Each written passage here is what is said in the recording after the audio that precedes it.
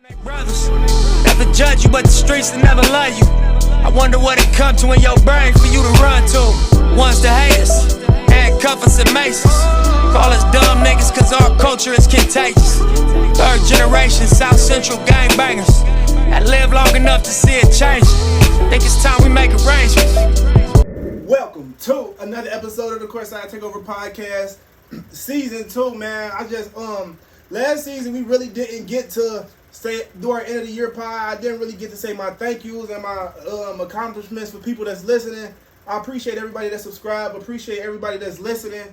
I just want to shout out former coach over at Hughes for giving me my first interview. Want to shout out Kareem, current head coach, for giving me my last interview. All my first time and last time listeners, I really appreciate y'all. And just keeping the support going and just keeping the podcast going. So, furthermore, welcome to another episode of the CourtSide TakeOver podcast. I'm Dez. It's your boy Dwight. And we sitting here with somebody who, in my opinion, I don't think need no introduction. First coach to win 20 plus games, 3 consecutive seasons. First coach to win 80 games, first 4 seasons. First coach to take the girls to 3 consecutive regional finals. First coach to take the girls to a Final Four. And with that being said, we sit here with Coach Jamar Mosley over here at Purcell. How you doing, man? Man, I'm doing great, man. I appreciate you taking the time and interviewing me, man. I'm looking forward to it, man. You know, I watched the episodes from the first season. You did wonderful things, man. This is an avenue that is needed in our city, man. So I just want to say thank you for this avenue, and I want to thank you for taking the time to have me on here. Man, no doubt. I appreciate it, man. How the summer been going for you all and the girls off of coming off a great season and a tough loss in the Final Four? Who I thought y'all made a great run. How the summer been going? You know, man, we still early on. I don't want to say inconsistent, but we've been having inconsistent numbers just off the speed that 6 of my 10 players were seniors. Then the 3 of the other 4 are playing other sports. So, you know, they playing spring sports. So, you know, they're committed to them first. And then, you know, we got a really good freshman class coming in. They getting in when they can right now. So, you know, looking forward to it. Hey, I hope that you enjoyed this interview. But before we get started, can you do me a favor? Press that button right there. Press the subscribe button for your chance to win free CourtSide TakeOver apparel. A shirt of your choice. Even a hat. So, thanks for listening to the podcast. Hope that you press that button I said and subscribe. Enjoy. What was your thought during the season when y'all like got it going, got it clicking to where did you think y'all could make a state tournament run? Yeah, man, you know, the prior 2 seasons we was in a regional finals, a game away from state Final Four. And I won't even say a game away, we were possessions away from a state Final Four berth. And this season, you know, we started off really well. Then, you know, a lot of teams probably experienced what we experienced, but we were shut down for a month because of COVID. So, you know, with that being said, I was kind of nervous as we was going back in, couldn't do anything for an entire month, you know, and it's the winter time, so what can the girls really do if they tell you you got to quarantine? So, you know, with that being said, we came out and we had a couple really good wins. Our first game back, we went to Baden, got a really big win at Baden. Then we went up to Carroll, who played in the state Final Four, and got a win against Carroll. So I was like, I got my hope back. Then, you know, we end up losing a heartbreaker to Alter, which ended up being our last loss of the season until we got to that state Final Four. But to answer your question, I felt like we had a really good chance from the get-go, but once COVID came around and hit our team really hard, I think we had quite a few girls go down with it, and the rest of the team just had to quarantine. So let's take it back a couple years, man. To me, my personal opinion, you know, I've been around you for a while, been watching you coach for a while, watched your game for a while. To me, I think you're one of the best coaches in the city, both sides, female and male. I wonder what got you into coaching? You know, man, grew up here in the inner city of Cincinnati, Ohio. Lost my dad at a young age, lost my best friend at a young age, lost an uncle at a young age, and basketball kind of saved my life. Anywhere I went, I had a basketball with me. You know, I played junior high, went to high school, had 4 different coaches, in 4 years. But with that being said, basketball was everything to me. And at the time I didn't really know it, but I was leaning, I was reaching out for help from men, because like I said, I lost my uncle, I lost my best friend, I lost a male. So I'm just like, every male that I'm getting close to was leaving me. My freshman year, coach passed away. Sophomore year, coach left. Junior year, coach left in high school. So then, those guys were making a difference in my life. And I knew I wanted to be around the game of basketball in some capacity for the rest of my life. And y'all see how I am. I'm 150 pounds, 5 foot. Hey, I knew I wasn't going to the NBA. Right. So I was like, man, how can I stick around and be around the game of basketball? So, and I was always one of the more outspoken players on the team. So I'm like, you know what, I'm going to give this coaching thing a try. Right after high school, I went and played college basketball for 3 years at Trine University, Division III school. After my 3rd year, came back home. And the rest was history. Took a junior high job at Hughes. Then, like I said, the rest is history. Now I'm sitting here as the head girls basketball coach at Purcell. Most people probably know you from playing for Hughes. Why Hughes? Why did you decide to go to Hughes? Did you go to Hughes to play basketball? Did you go to Hughes just because, okay, it was the right thing to do? Like, why did you go to Hughes? And what did you feel like, 2-part question, why did you go to Hughes, and what did you feel like you gained from going there, making a decision? You want my honest answer? Yes. My honest answer, the only reason I went to Hughes High School was because of Jack Smith. Okay. Jack Smith, my best friend, one of my best men in my wedding here in the next couple months. But congratulations. Appreciate it. But Jack, he ain't know where he was going. I ain't know where I was going, and I was just about to go to West High. Honestly, I was born and raised on the west side of Cincinnati, so I was gonna go to Western Hills. But Jack called me one day. He was like, "Man, I think I'm going to Hughes." I was like, "Man, where is Hughes at?" He said, "Clifton." I said, "Clifton? Where is Clifton?" He said, "University of Cincinnati." Ain't nobody in my family been to the University of Cincinnati. I'm like, "Where is that?" So that's the reason why I went to. That's the reason why my honest answer to why I went to Hughes, all because my best friend was going there at the time. Gained some really great relationships out of it. Shoot, you two, coach both of you guys at Hughes. But the second part of that question, with my upbringing, like I had to deal with adversity, but my times at Hughes, I had to deal with a lot of adversity as well. I mean, just from switching coaches every single year, friends passing while we was at Hughes. So, with my upbringing, but also at Hughes, just taught me how to just deal with adversity, man. So you playing for 4 different coaches, like learning a different philosophy every year. Like, what did you take most? Like I know you may have had a coach that wanted to press all game. You may have had a coach wanted to sit back in the 2-3. Like, I know it was frustrating, but what kept you going every year to come back to Hughes? Jack. I wanted to play with my dude, man. So y'all never thought about transferring? I heard Jack was about to go to TAF. If he would have went to TAF, you would have went. I was probably going to But no, seriously, we told each other that we wanted to play with each other. We thought we was going to end up playing college basketball together. That ended up not being the case. But, we was leaning on the ropes because we felt like we was in a good environment at Hughes. Right. Like we had some really good teachers. One guy that I never forget for the life of me is Mr. Chris Sorrentino. But it was just guys like Sorrentino who kept us around just at the school. But basketball-wise, we went into it like we're going to give whoever this next coach is an opportunity. And they all came in, and they did really good things. So that's the reason why I stuck around. So my next question leading from that is, why Trine? So I had a couple other Division III schools that was looking at me. I had a couple Division II schools that I was talking to. Honestly, I went up to Trine one day, and Coach Rob Harmon he did a great job of selling the school, even though it's Division III institution and you're not gonna get any scholarship basketball money. But he did a really good job of selling the school. Education was really good. Went to school for health and physical education to start off with. Had a really good program up there. And quite honestly, I need to get out the city at the time.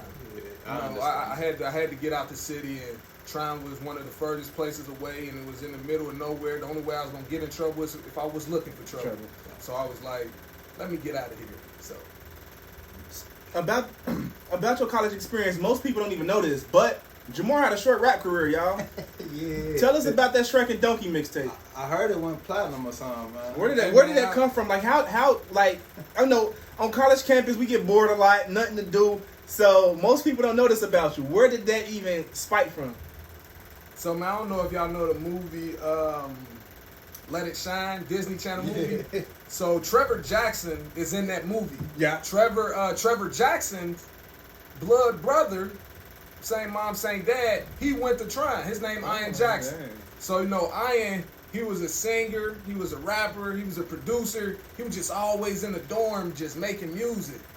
I'm like, man, you that bored? But that's what he did. Yeah. So that following summer, I came home, and I ain't the only former rapper. You interviewed one. You had one. I should have asked you, Darrell Black, former Hughes coach. Former head coach at Hughes, Darrell Black. Man, he had an apartment. Man, him just bored one day. We just sitting in there. I'm like, man, I've been watching Iron a little bit. You trying to make a song? So we found this sample with Drake. And then I ain't gonna use the lyrics that Drake had in there, but we found this beat, and we just went on from there, man. Then the rest was history, man. We got Bunny Hop, we got quite a few things going. Had quite a few things going. Now, just the whole college experience. They say in the college that's where you go from a boy to a man. So in college, what did you take away from that you actually like use now, like still to this day as a man? What did you learn in college that you say, okay, I learned this in college and I can apply this to my everyday life? I had one of my college coaches was Ed Bentley. Still coaching at the high school level now, but he really taught me. Like I said, I lost a lot of people when I was young, men. Ed Bentley taught me what it was. Like you said, you go from boy to man. Ed Bentley taught me how to become a man. He taught me how to, like I said, I had to fight through adversity, but it was times where he was a Marine. So it was times where he was just in our face, and I'm just like, cool, like you ain't about to break me. But he just showed me how to become a man, and just never gave up on me. And I think that's a lot of where my coaching style, my coaching philosophy come from. Like, my biggest fear as a coach is for a player to come back to me after they graduate and say, Coach, I wish you was harder on me. If a player quit on me, if a player say, Coach, this is too hard, and they quit, I can live with that. But if a player come back to me and say, I wish you was harder on me, that'll break my heart as a coach. Dang. And a lot of that I got from Coach Ed Bentley. That's deep by you saying that, because a lot of people and a lot of players, I just think it ain't even got to be people. I think in our generation now, a lot of people, they say millennials are entitled. So, and I think a lot of people now may feel like, don't be talking to me like this, and they feel like they don't have to work for nothing. I automatically get it. And I think that's real. I think that's real that you actually are hard on your players, and that you actually challenge your players to be better than what they know they could be. So, after trying, going back to Hughes and coaching that junior high program, how was that just first time coaching your own program, having control of your own team, being that you was just playing not too long ago? This is your alma mater, and now you back here at the helm coaching. It was quite an experience. I had a really talented group of kids. I had Corey Long, played Division I basketball. He had Elijah Allen, who played collegiate basketball. He had a Kyrie Huff. You had a plethora of kids that end up having solid careers at the high school level, some of them at the collegiate level. So I say that to say, I underachieved my first year as that junior high coach. We ended up losing Elite Eight or the or the Final Four, whatever it was. But you know, it was just a learning experience, and I did it on my own. Like the two varsity coaches, Coach Wine and Coach Roberto Allen. You know, because I was supposed to do the junior varsity team, but they was like, man, our talent right now is at this junior high. You coach that team. I was like, okay, cool. I'm gonna take it and run with it. And I ended up having Darrell Black as my assistant that year. But it was a heck of a learning experience, and without that experience, I don't know if I'm where I am today. So, okay, you coached at Hughes, and the next thing you branched off and did was second half athletes. What transpired you to want to be an athletic trainer and help the youth out around the city in basketball training? So after Hughes, I did the junior high for a year. Then I did JV. After I did that JV, I was training kids, and the guy I was training, his son, I was doing it for free. He's like, man, you do a good job. Like, you should be getting paid for this. I was like, man, I'm just doing it out the love of it. He was like, I get that, but if you love it, get paid for it if you can. I'm like, I need help with it. So, you know, DB, man, shout out to DB, matter of fact, but he was the one, he helped me create my logo, and he gave me more of a business, man, throughout the process. So that's where second half athletes came, but also with that, I had just took a job at Cincinnati Christian University. So Cincinnati Christian University no longer here, but it was an NAIA school.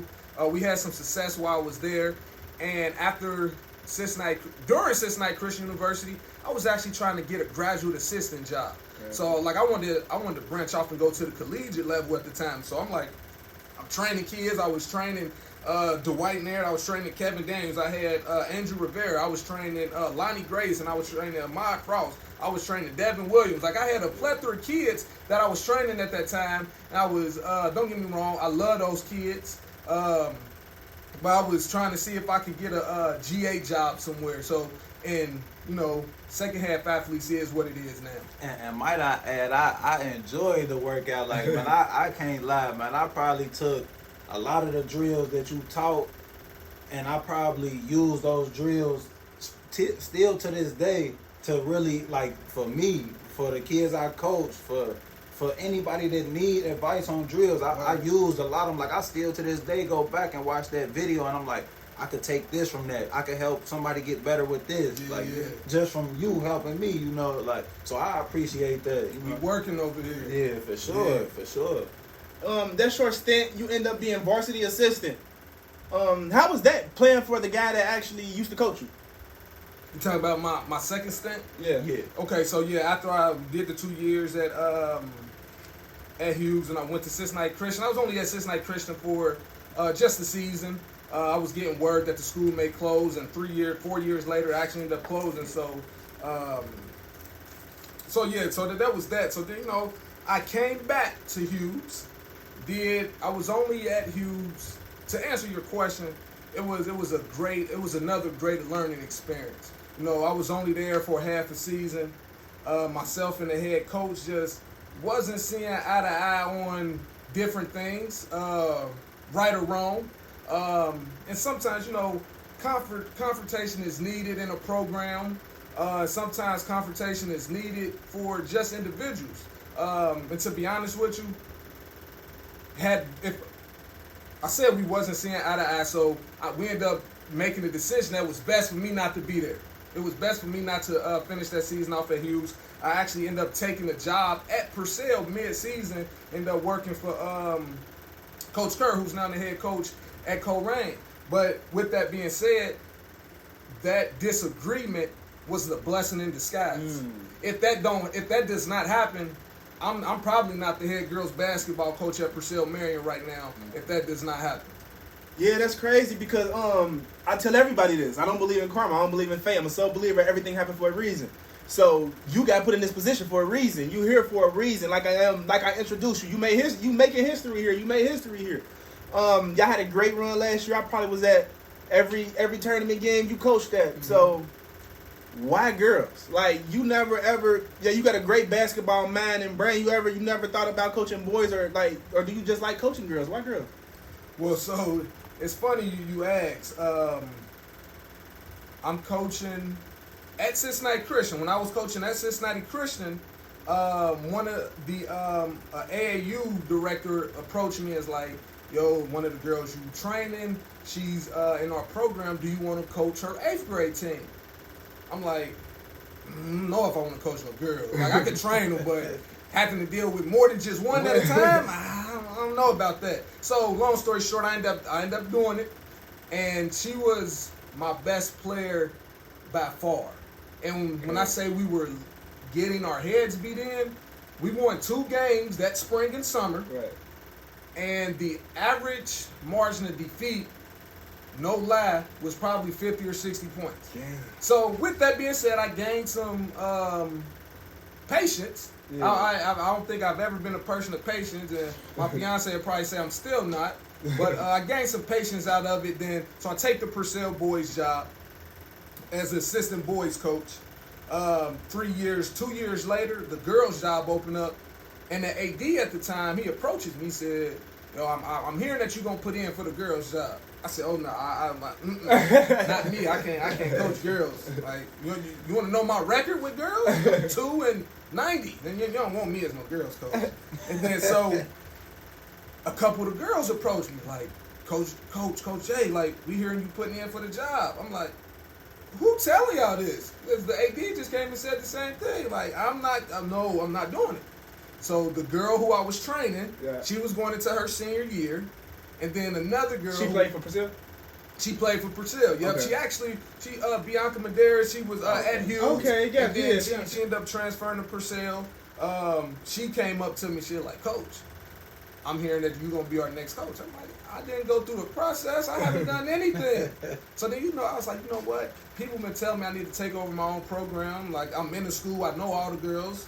Like, let me go ahead. So I go through the process, and they end up offering me the job. Actually, 2016, 5 years. No, what's 2016? 2007. So 4 years from today, actually, 4 years ago today was when I was offered that that job. Yep. Crazy. What a coincidence.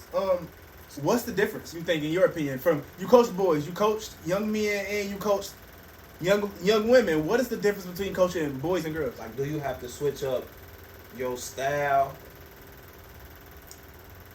To answer your question first, do you have to switch up? I think you got to switch up your style based upon your team, right, not gender. Like because everybody say, well, you coach girls. I know. Like, I'm also coaching the game of basketball. Right. Like, it's one thing to be demanding, and there's another thing to be degrading. I demand a lot out of my girls, but there's no girls, regardless if they like me, dislike me, or what, I've never degraded any of my players. Like, I am very demanding, but I'm not degrading. There's a big difference. But to answer your question, there's the biggest difference. There's many differences, but I think the biggest difference, and this is in my experience, I think boys think they can do more than they actually can. Agreed. Whereas girls, they can do more. They just don't know.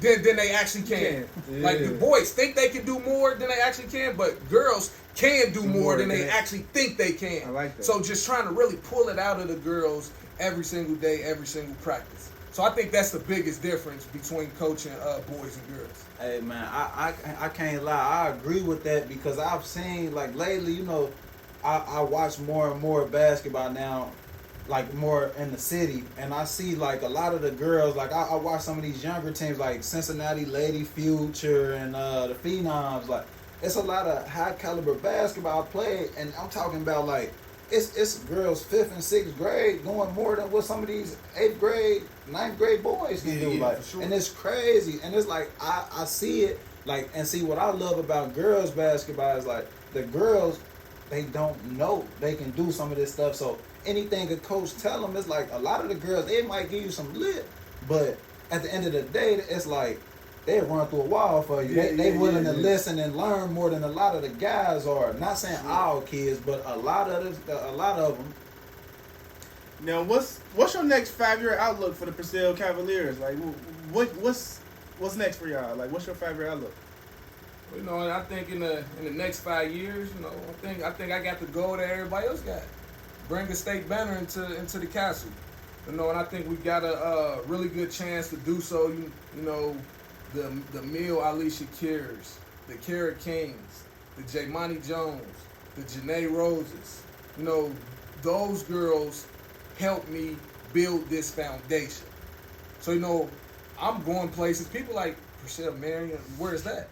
So, but I don't think you can go anywhere in the state of Ohio and people gonna make that comment anymore. Right. So, you know, those girls really helped me build this foundation, and I think with the pieces that we have, some of the pieces that we have coming in, I think, you know, anything short of a state final is a disappointment for me, man. So I think that goal, we got to bring that banner home.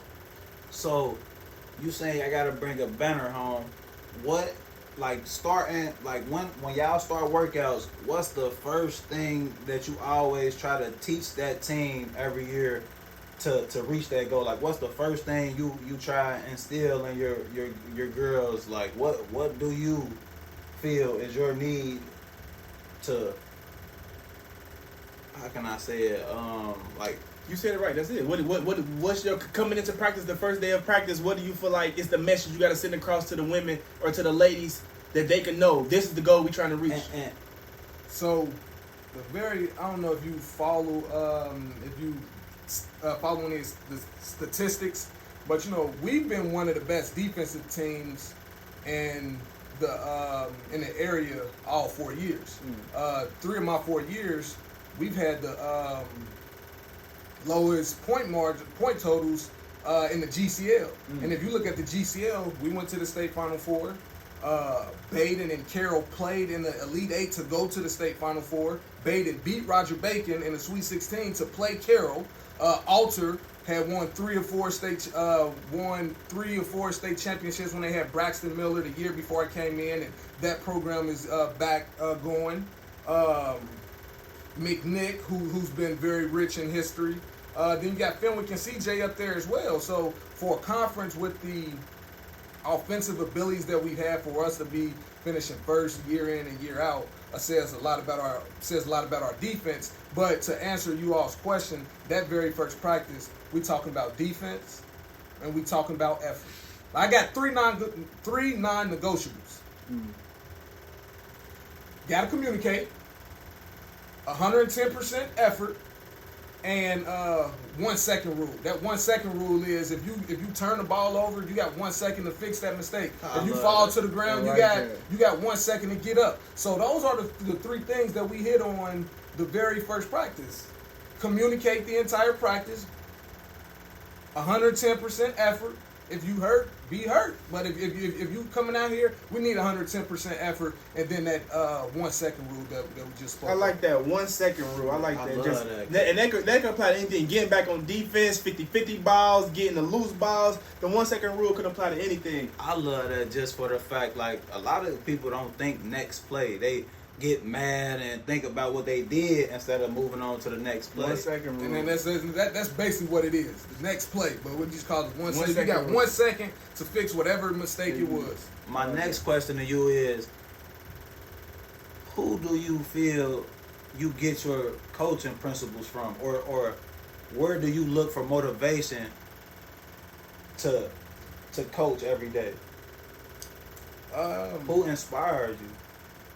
And to who inspires me, there's quite a few people that inspires me. But you know, one of the things that 2 people, my mom and my grandma. You know, I really run my program the way my mom and my grandma ran their household. Man. You gonna do your job. So one of the things we talk about is do your job. My mama, you gonna do your job. It's your turn to take out the trash. Take out the trash. Yeah. My grandma was one of the hardest work. My grandma and my great grandma was one of the some of the hardest working women that I've ever known, hardest working people that I've ever known. My great grandmother used to clean rich people's furniture. She used to clean underneath the table. I'm like, why would she clean underneath the table? But if she's going to put her name on it, she's going to do the best job possible. So that's why I try to tell my girls, no matter if somebody's gonna be able to see it, if no one's gonna ever see it, make sure you giving that best effort that you can at all times. So those are my mother, my grandmother, my great grandmother are the ones that inspire me daily. I'll live into this day. My great grandmother be turning 93 in July. It's a blessing. I follow you on social media, and it seems like every day you post something inspiring. You post something like that's motivational. Is that intentional? Like I think, because I keep up with some of the stuff, and I'm not gonna lie, I steal some of that stuff. So every day you post something inspirational and motivational. Like, where do you get that? Like, where do you get the passion from that you coach with, and that you just wake up every day and have to drive forward? Now, is that it's kind of like your inspiration that you said with your grandma and your mother, but where do you get the passion from? No, my passion is helping people succeed at their passions. Gotcha. You know, but I really get it, man. Just the kids, man. I've never had a job not working with kids. Like every job that I've had, I've been working with kids since I was 16 years old. Every job that I've had, but you know, I know what basketball did for me. I know what basketball did for those before me, and I know what basketball gonna do for those after me. But it's not only basketball. You just know people need somebody that they can lean on. People need someone that they can look up to. I want to be that person that I needed when I was a kid. Yeah. So I try to be that. I try to be that person in the classroom as well. I try to be that person for others. I feel like basketball also gives people that structure, because if basketball relate to life so much, man, like it's so many ways you can always look at basketball, and it's like it relate to life somehow, no matter how you put it. Yeah, let's have a little fun, man. What do Coach Mosley like to listen to? What do Coach? I like to listen to funk, man. If we was to turn my phone on right now, you would listen to some funk. Actually, if I was to turn it on right now, you'll probably hear some Lil Baby. You got all the girls that, if you ask anybody, who's your favorite rapper? Tell me somebody. It's either Lil Baby or Lil Durk. Yeah. So, and actually yesterday, I'm riding around, what's Lil Baby newest CD? Came out 2020. My Turn. My Turn. I'm listening to My Turn. Listening to, I'm going all in with it. Yeah. Okay. But nah, I like Lil Baby. I like my funk. So yeah, man. I try to keep up with Lil Baby, Lil Durk, NBA YoungBoy, 42 Dumpster, or whatever his name is. Something like that, man. I'm sorry. What's his name? 42 Dub. 42 Dub. I'm sorry. Hopefully you don't hear me, but nah, man. I listen to a little bit of everything. So, who your favorite player, man? NBA, WNBA, college. Who your favorite player to watch right Current player or all time? Give me your current and give me your player you grew up and you was like, man, that guy that's who I want to play like. So do my favorite player got to be playing professionally right now? Nah, I don't play anything. Well, not hold up, y'all ain't gonna play him. He's a professional. My favorite player is Jared Jack, man. My favorite player is Jared Jack. Hey, I actually got a chance to watch Jared play this year in the G League. In the G League. Man, listen, he out there schooling the young cats though. And y'all talking about Jared Jack? He's playing for the Warriors. Jared Jack, he played with Jalen Green and them this Okay, year. gotcha. Okay. I looked at it and I was like, at first I was like, man, what he doing out there with the young cats? Then I thought about it. I'm like, man, that's actually good for them because he's been there. He played in the NBA, and now he get to help teach the young guys that's actually trying to get to the NBA, like Jalen Green and all those guys entering the draft this year. I'm like, that's nice. Like, do you watch WNBA? I do. Oh, okay. Hold on, we gotta get that answer to that. Who your favorite? So Jared Jack, your favorite. So who's that? That was your guy growing up too? I watched, he like as I got older, Jared Jack was coming into the league, but the guy couldn't stand him but loved to watch him was Allen Iverson. I was a Lakers. I was a Lakers fan. Actually, I'm back a Lakers fan. But watch Allen Iverson, LeBron James. LeBron James is we're not gonna get on that LeBron James talk right now. But Allen Iverson, man, I'll never forget the shot that he made against that's playing the Raptors. Game 7 to go to the championship to play the Lakers. I wanted the Lakers to play the Raptors. He hit that. No. He didn't make the shot. Vince Carter missed the shot in the corner. I just remember putting my head in the couch. My mama like, boy, if you don't take that garbage out, do your job. So, Allen Iverson, man, he really changed the game. I really love watching him. It was a love-hate relationship with Allen Iverson. For sure. Yeah, for sure. Top 5 players, retired and currently. So you can you can mix them up. I don't even want to say retired and currently, just top 5 players all the time. Top 5 players of all time. In order or no particular order? No particular order. No particular order. LeBron James. Okay. Michael Jordan. Gotta go Kobe Bryant. Gotta go Oscar Robertson. And then is that 4? That's 4. Yeah, 4. Then that 5th one is between Shaquille O'Neal and Jared Jackson. Okay, got you. I like that. Hey man, Jared what's up with Jared Jackson? He keeps like sliding that Jared Jackson there. If I say Allen Iverson, do you say I keep sliding Allen Iverson? Jared Jackson? Jared Jack, a lot of people don't give him that credit, man, because a lot of people, a lot of people only watch the pioneers of the league instead of watching the guys that do the dirty work. Jared Jack was one of them guys that did the dirty work. And me knowing you and watching you play, I could see that because you're a defender. You willing to do everything on the court. You feel me? I'm only a defender. No. You a defender? No. Listen.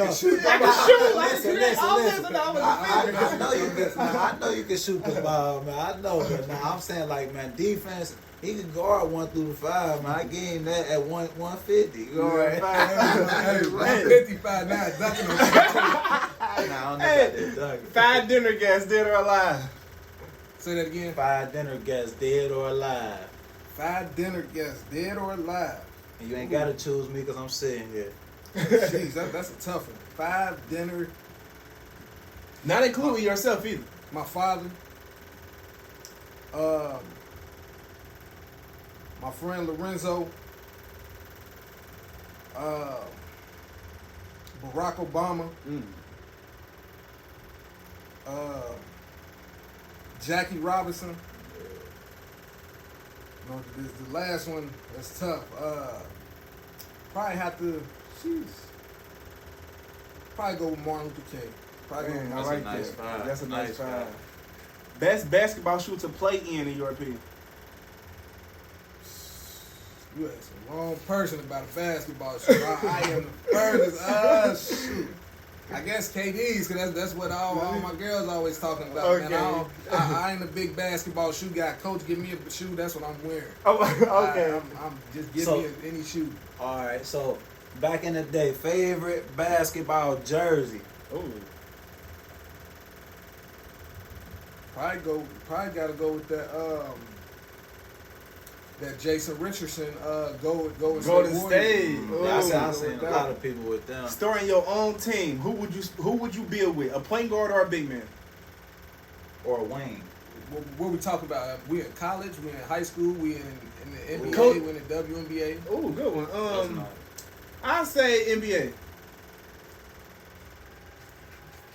I don't think it's a position thing. Yeah, it's like positionless. I think it's a player. I think it's a player at that level. Got you. It's a player at that level. So give us high school. At the high school, I'm a builder. High school and college, I'm building around my point guard. Gotcha. I like that. I'm building around my point guard. Because the point guard definitely could carry the load if you get that right. Hold on, wait. All right, before we get up out of here, you just got I actually got her on the podcast coming soon. Y'all can be looking forward to that. You got one of the top ranked girls in the state and country. You haven't really got a chance to really work with her yet, but how is it coaching Dariana Alexander? Man, to coach her, I'm looking forward to it. And I've watched quite a few of her games in AAU. she's a different breed, and you don't find too many. I'm not even gonna say girls. You don't find too many players with the it factor that she has. Yeah. Like, I'm not sure if there's many girls that's playing up 17U at a high level, and she looks the part out there. Yeah. Like, if not better than the part, but you know, she's a gym rat. Like, she wants to get in the gym. Coach, can we get some shots up? Coach, can we work on? Can we do some footwork? Can we get some ball handling? She knows she got to get stronger. She knows she need to be in the weight room. But you know, man, I'm really looking forward to coaching Dariana Alexander, her freshman. I mean, these next 4 years, man. She's a program changer. So back to the question you asked earlier. I believe if you got the best player on the floor at the high school level, you got a chance to win. There ain't gonna be too many times where somebody got a better player than I'm gonna have on the floor. Yeah, so with that being said, anything short of another Final Four run, state run, is a disappointment in my eyes. So I'm really looking forward to coaching. Good luck on that journey. Yeah, good luck. Last but not least, on season 2, we got a new segment called Ask Didi, Ask Diz, and Dwight. Is there anything you want to ask us?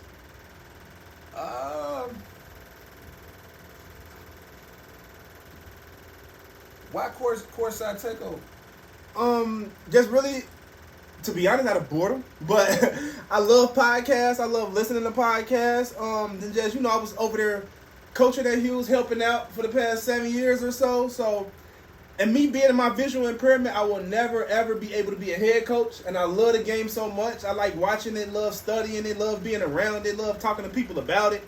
And in my opinion, I think I talk too much. Well, that's what they say. So, and I'm thinking, podcasts like the new $1 billion business, and like everybody want to listen to it, everybody in tune with it. So I'm like, what could I do so I could still have my imprint on the game, but still not like be that coach, because I know I'll never reach that goal. So I start thinking of boom, podcast. I can actually be around the people, be around the adults, the kids. I can help the kids. I think this was actually a tool to help kids prepare for the next level, because once I start interviewing kids, it actually get them ready for that sit up straight, the posture, the maturity, the talking to people, the being ready to talk in front of a camera, in front of a mic. So I thought CourtSide TakeOver was like a good idea to just start to just really keep my print on the game, still be around the game, and just tell my story and just let everybody know. Like, you can come sit down and talk. And to be honest, I think behind the scenes, there's a lot of people. I don't even want to say in Cincinnati basketball. In basketball, period, it's a lot of people that always got something to say. So it's like, it's a lot of behind the door action going, hey, bro, call me. Let's talk about it. Like, what? It's a lot of talk about. There's a lot of Facebook groups going around, Twitter groups going around, man. Hey, call me. Let's talk about it. Y'all ain't got to keep on sneak dissing no more. It's a platform. Let's talk. And this ain't no, I ain't biased. I don't coach for nobody. I ain't with nobody. I ain't picking sides. We just trying to have a conversation. So that's how I got here. So, I don't think I have any more questions. You know, I want to say thank you. Thank you. Not just for this segment, but for everything that you're doing for the game of basketball here in the city, man. I'm glad you're starting to get over to the girls' side. Sure. You know, I think it's a lot of people worth talking to on the girls' side. So, man, again, I just want to say thank you, man, and continue to do what you're doing, man. You headed down the right road, man. You got big things in store for you. I appreciate that a lot, and I need your point guard, too. Yes, sir. All right, it's the CourtSide TakeOver podcast, and we out.